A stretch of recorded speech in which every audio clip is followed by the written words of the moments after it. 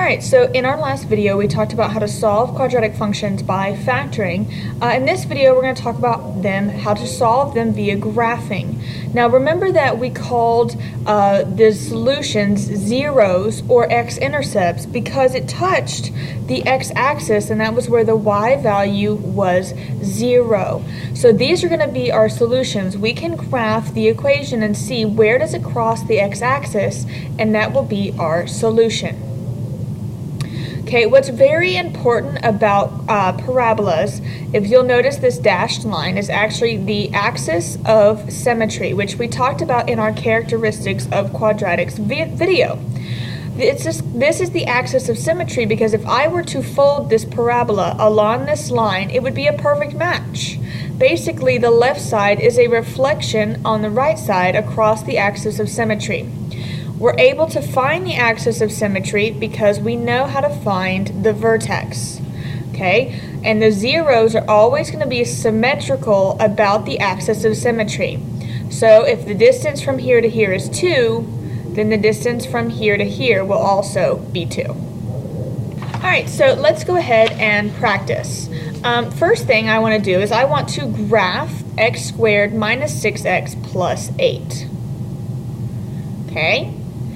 So, I need to find the vertex because we want to find the vertex and then plot 2 points to the left of the vertex and 2 points to the right of the vertex. That way we get a full picture of the parabola.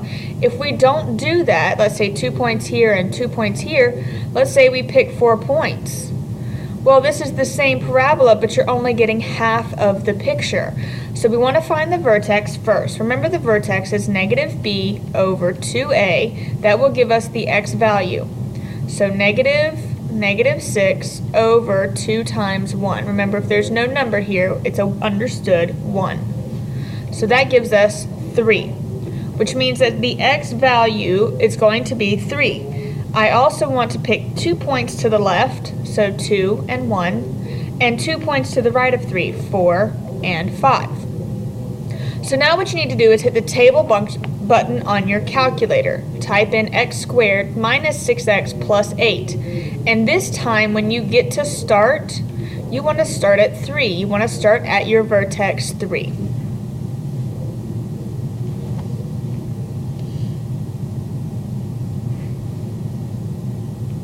Alright, so you should have it in your table, and at 3 you should have negative 1. As we click up to see the value of y at 2 and at 1, we'll notice that it's 2, 0, and 1, 3. As we scroll back down to find the y value when x is 4, we get 0 and 3. So what we can do is plot these points. 3, negative 1, 2, 0, 1, 3, 4, 0, 5, 3. So here is our parabola. Whoa, did not do a great job drawing that, guys. Let me fix that. Alright, a little bit better. Not the best, but I'm working on a little airliner here. Okay, so we notice that the parabola crosses at the x values 2 and 4, so that means that my zeros, or my x-intercepts, are at 2 and 4.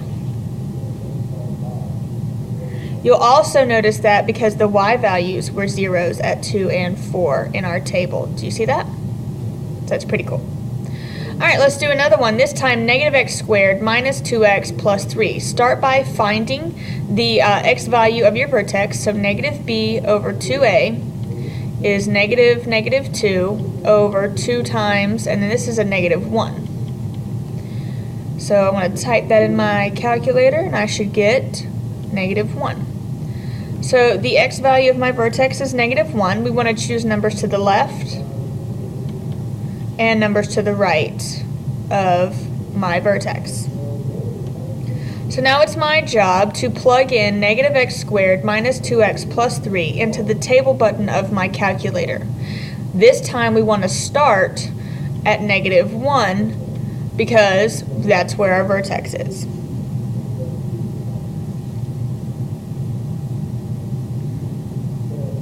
Alright, so at negative 1 we get 4. At negative 2 we find 3. At negative 3 we have 0. Now scrolling back down, we have 0, 3, and 1, 0. So time to plot these points. -1, 4. -2, 3, -3, 0. We also have 0, 3, and 1, 0. So this is our graph, our parabola for the equation.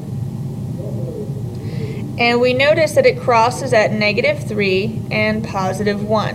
So my x values are -3 and +1. These are my x-intercepts, these are my zeros. Remember that we could call them any number of things. These are my solutions, okay?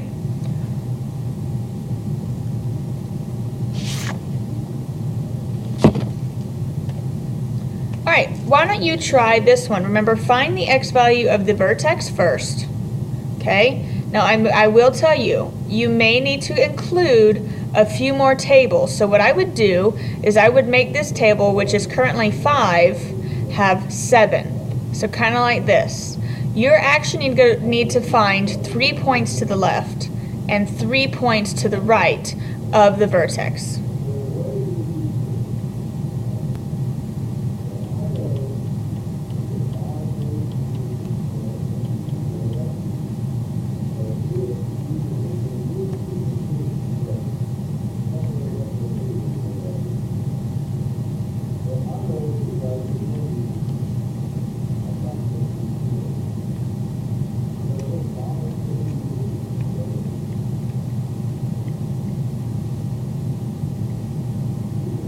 Now you'll notice here I made a jump. I did 3, 4, and instead of 5, I did 6. And instead of going 1, 0, -1, I went 1, 0, -2.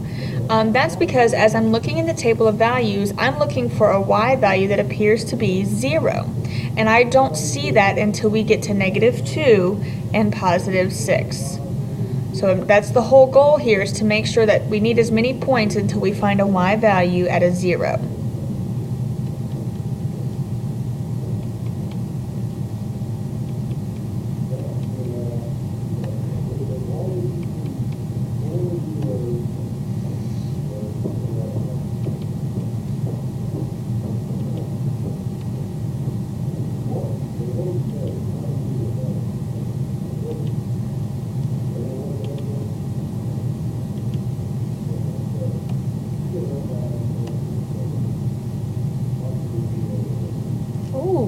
I did not do a good job on that one. Drawing parabolas on this little tablet thing is a little bit tricky. There we go, not too shabby. So I noticed that it crosses at -2 and +6. So my x-intercepts, my zeros, my solutions are -2 and +6. So again, you may have to go and pick more than 5 points. You may have to pick 7, you may have to pick 9 points. Pick the vertex and go up all the way in your table and then down all the way in your table until you come across a 0 on either side of the vertex, and those will be your 2 solutions. Alright, so try this one. It's going to have the same issue here where you're going to have to look and see where is my vertex, or where is my 0. Okay, so I'm going to enter another couple of rows because 5 is just not going to cut it for this problem. So to find the x value of the vertex, -b over 2a, so -18 over 2 times 3. So it's -3. Pick numbers to the left. Pick numbers to the right.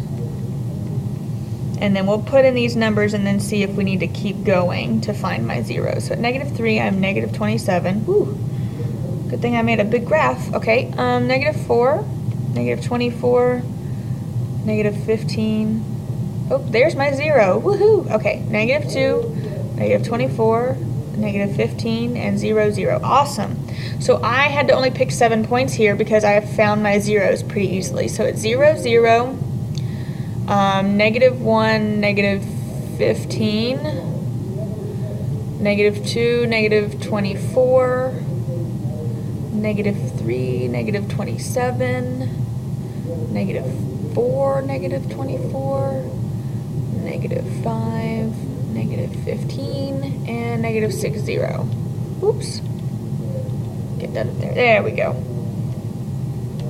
Alright, so this one's going to be a hard one to draw because it's a little spread out right here. Woo. Oh, that was pretty bad. Let me try that again.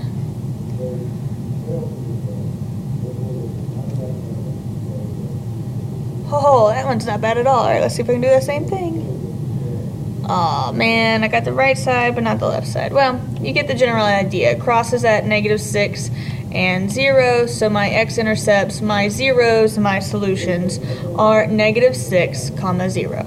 Alright, so that's it for today. These are how you find the x-intercepts and zeros for any of the equations that we have shown, any quadratic equations. So that's it for today, and I will see you guys in the next video.